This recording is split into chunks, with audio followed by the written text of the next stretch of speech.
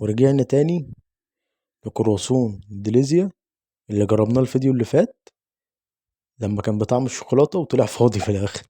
المرة دي بطعم مربى الفراولة. هنجربه ونشوف، وهنفتح بقى الكيس وزي بطعم الشوكولاتة ونفس الحجم اللي بطعم المربى، مفيش أي فرق في الحجم. تمام.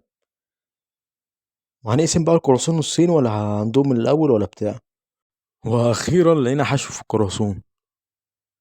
بس أنا عندي استفسار، يعني هو ليه مربى الفراولة غامقة ليه كده في الكرواسون؟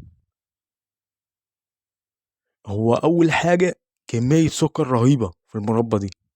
تمام، يعني أنا باكل سكر، يعني باكل كرواسون بالسكر، مش باكل مربى فراولة. يعني المفروض السكر يبقى مظبوط شوية.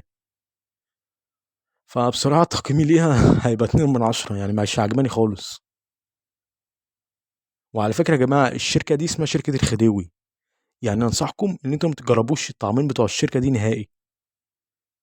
واعملوا لي أهم حاجة لايك واشتركوا في القناة.